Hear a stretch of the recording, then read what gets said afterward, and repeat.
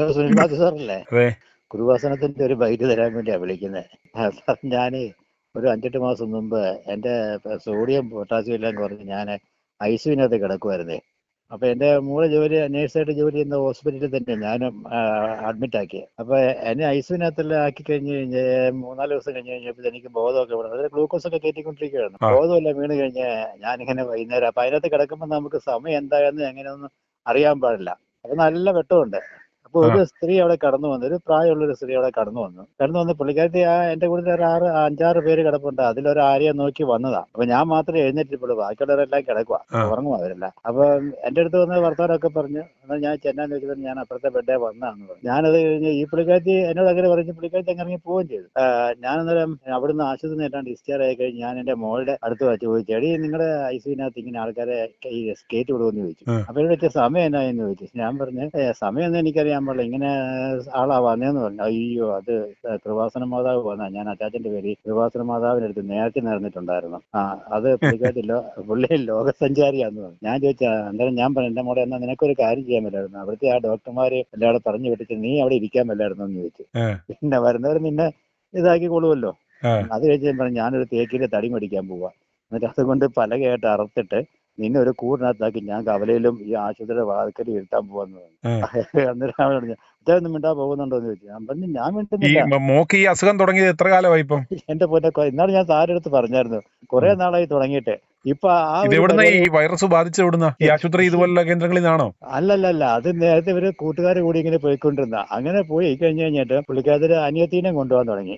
അനിയത്തിനെയും ഭർത്താവിനെയും വിളിച്ചോണ്ട് പോകാൻ തുടങ്ങി അവിടെ. അത് ഈ അല്ല, ഇത് ഈ പോരുമ്പോഴേക്കും അതായത് മെഡിക്കൽ പ്രൊഫഷൻ ഉള്ള ഒരു നേഴ്സാണ് മോള്. BSc നഴ്സിംഗ് ആണോ അതോ ജനറൽ നഴ്സോ? അല്ലല്ല, ജനറൽ നഴ്സിംഗാ.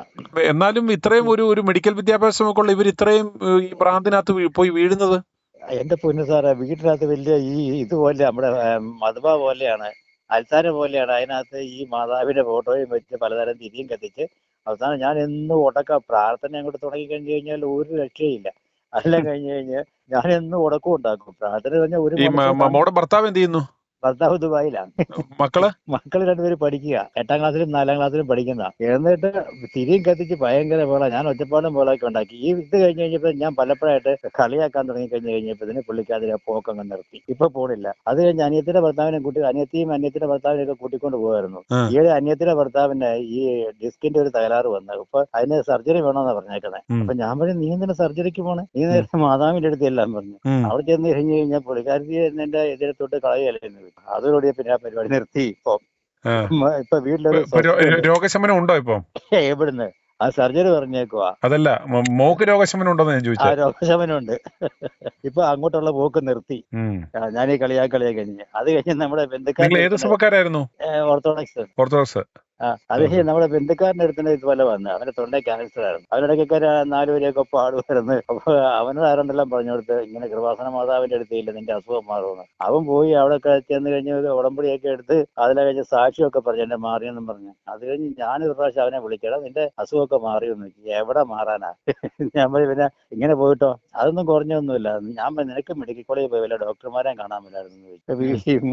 മാതാവിന്റെ ഓരോ കളികൾ ഇങ്ങനെ പറയുമ്പോൾ ഞാനിതിങ്ങനെ സാറിന്റെ ഇത് മുഴുവൻ കേൾക്കുകയും ചെയ്യും. അന്നേരം ഇതിങ്ങനെ പറയണമെന്ന് ഓർത്താ. ഇപ്പൊ ഇത് ശുദ്ധ ഉടായിപ്പല്ല. അച്ഛന്റെ അനുഭവത്തിൽ എന്ത് തോന്നിയത്? ഞാനതിന് എന്നും ഊടായിപ്പോന്നുള്ള എപ്പോഴും പറയുന്നുണ്ട്. ഞാൻ അവളെ എപ്പോഴും പറയും, ഇത് ഊടായിപ്പോ അവിടെ പോകരുത്. ഇതിനെ മാതാവ് പല പ്രാവശ്യമാണ്. നീ ഓർത്തോടെ സഭക്കാരത്തിയല്ലേ, നിനക്ക് നിന്റെ പ്രാർത്ഥനയല്ലേ, മാതാവിയുടെ പ്രാർത്ഥന ഉണ്ടല്ലോ, ആ ജില്ല പോലെ ഞാൻ എന്നും കളിയാക്കും. അപ്പൊ മക്കള് തന്നോളം വലുതായി കഴിഞ്ഞ് കഴിഞ്ഞാൽ താനോളം വിളിക്കണമെന്നല്ലേ, അപ്പൊ നമുക്ക് കൂടുതൽ പറയാൻ പറ്റിയല്ലോ. അപ്പൊ അത് കാരണം ഞാൻ എന്നും കളിയാക്കി, എന്നും രാവിലെ കളിയാക്കും. ഇപ്പം ഈ പല കളറുള്ള തിരികത്തലും ഉപ്പൊക്കെ വായി തിന്നുവോ? പിന്നെ ഉപ്പുണ്ട്, തേനുണ്ട്, എണ്ണയുണ്ട്, മെഴുകുതിരി പല കളറാണ്. ഇപ്പൊ അതൊക്കെ നിർത്തി. നിക്കറുണ്ടോ വലിച്ചു കയറ്റിയിടാൻ? ഇപ്പൊ മറ്റേ അതിന്റെ അതൊക്കെ നമ്മൾ പറഞ്ഞ മധുവ അൽത്താര പോലെയായിരുന്നു. അതിന് അവിടെ തിരി കത്തിക്കല്, ലൈറ്റ് ഇടിയില് ഭയങ്കര ബഹളായിരുന്നു. ഞാനിപ്പോ ഞാൻ പറഞ്ഞു, നിന്റെ ഒരു ഇതുണ്ടാക്കിയിട്ട് ഞാൻ നിന്നെ കൊണ്ടുവന്ന് കവലെ കൊണ്ടുവന്ന് പ്രതിഷ്ഠിക്കാൻ പോവാന്ന് പറഞ്ഞു. അതിപ്പോ അപ്പൊ ആൾക്കാരൊക്കെ നിന്നെ ഇതാക്കിയാൽ മതിയല്ലോ. അതുകൊണ്ടായിരുന്നു ഈ രോഗ ലക്ഷണങ്ങൾ എന്ന് പറഞ്ഞ ഇതുപോലത്തെ പല ലക്ഷണങ്ങൾ കാണിക്കും. പത്രം ചുമന്നിട്ട് നാട്ടുകാർക്ക് കൊടുക്കുക, എണ്ണ വാരി തേക്കുക, ഉപ്പ് വായിലിടുക, ലോക്കറ്റ് കെട്ടുക. ലോക്കറ്റ് കെട്ടിക്കൊണ്ടാണ് നടക്കുന്നത്. കൊന്തയൊക്കെ ഉണ്ട്. ഞാൻ ചോദിക്കും, നീ എന്തിനീ കൊന്ത കൊണ്ടുവന്ന് ഈ പിള്ളേരെ എല്ലാം കഴുത്തിലിട്. ഞാൻ പറഞ്ഞു, ഊരി കല്ലടാന്ന് പറയും. അത് കഴിഞ്ഞാൽ എനിക്കായ അന്നേരം തന്നെ ഈ സമയത്ത് എന്റെ വയറ്റിൽ നിന്നൊക്കെ പോവായിരുന്നു. എന്റെ വയറ്റത്ത് കൊണ്ടുവന്ന് എണ്ണ തേക്കാൻ വരും. ഞാൻ ഓടിക്കും. അതൊക്കെ ഊരിക്കൊണ്ട് മറ്റേ വല്ല ക്ലോസിലും കൊണ്ടിട്ട് ഫ്ലഷ് ചെയ്ത് കളയാൻ പറയാം അതൊക്കെ. ഞാനല്ലാതെ ഊരി മാറ്റിച്ചു ഇപ്പൊ. അയ്യോ, ഇങ്ങനത്തെ ഒരു ഭ്രാന്തി പിടിച്ച സാധനം ഇതെന്ന് പറഞ്ഞു കഴിഞ്ഞാല് എനിക്കറിയാൻ പറ്റും എന്റെ സംഭവം എന്നാണ്. ഇപ്പൊ അത് മാറി, ഇപ്പൊ ആ പോക്കില്ല, ഇപ്പൊ പ്രാർത്ഥനയൊന്നും ഇല്ല. ഇപ്പൊ നമ്മൾ സാധാരണ രീതിയിലുള്ള വീട്ടിലുള്ള പ്രാർത്ഥനയൊക്കെ ഉള്ളൂ. അതുകൊണ്ട് മനസ്സമാധാനം ഇല്ലേ ഇപ്പൊ ശരിക്കും? മനസ്സമാധാനം ഉണ്ട്. അയ്യോ, ഇത് ഇതുപോലത്തെ രോഗികൾ നിങ്ങളുടെ അടുത്തൊക്കെ ഉണ്ടോ? കുറുവാസന ബാധയേറ്റവര്? ബാധയേറ്റ ഇവള് മാത്രമേ, ഇവിടെ അനിയത്തി മാത്രമേ ഉണ്ടായിരുന്നുള്ളൂ. ഇപ്പൊ രണ്ടുപേർക്കും ശരിയായി കഴിഞ്ഞപ്പോഴത്തേക്കിന് അത് മാറി. ഇതൊന്ന് പറയാൻ വേണ്ടി ഏതായാലും ഇവനൊക്കെ ബോധം ഉണ്ടാകാൻ നമുക്കൊരു ഉടമ്പടി എടുക്കാം. ഈ ഓട്ടം പോകുന്ന മാതാവ്, എന്തോ സഞ്ചാരം പോകുന്ന മാതാവ്, സഞ്ചാരി മാതാവ്, ലോക സഞ്ചാരി. അന്നേരം ഈ ഓട്ടം പോകുന്ന മാതാവിന് ഈ ഇതുപോലത്തെ ഈ മുണ്ണകള് 6 രൂപ പത്രം മേടിച്ചു കൊണ്ട് വിതരണം ചെയ്താലേ ഇവരെ കുറിച്ച് നാട്ടുകാർ അറിയത്തുള്ളൂ. വീട്ടില് എണ്ണ ഉണ്ടായിരുന്നു, തിരി, പഞ്ചസാര, ഏതാണ്ടൊക്കെ സാധനങ്ങളുണ്ടായിരുന്നു, തേന്, ഇതൊക്കെ ഇരിപ്പുണ്ടായിരുന്നു. അയ്യോ, അതൊക്കെ എടുത്ത് ദൂരെ കളഞ്ഞിപ്പോ. ഞാൻ നേരത്തെ സാറിനോട് പറഞ്ഞു, ആ 2 പിള്ളേരുടെ ഗതിയും കൂടെ എന്താവുമെന്ന് എനിക്കറിയാൻ പറ്റില്ല. എന്നാലും ഞാൻ സാറിനോട് പറഞ്ഞായിരുന്നു. അതിപ്പോ അതൊക്കെ ഏതായാലും മാറ്റം വന്നു, ഒത്തിരി മാറ്റം വന്നിട്ടുണ്ട്. പിള്ളേർക്ക് ഈ രോഗബാധയൊന്നും ഏറ്റിട്ടില്ല. പിള്ളേർക്ക് ഈ രോഗബാധയില്ല. ഞാനതെല്ലാം പറഞ്ഞ് തിരുത്തി കൊടുത്തു. i2i News, an eye for truth. i2i News subscribe ചെയ്തിട്ടില്ലാത്തവർ ഇപ്പോൾ തന്നെ സബ്സ്ക്രൈബ് ചെയ്യുക.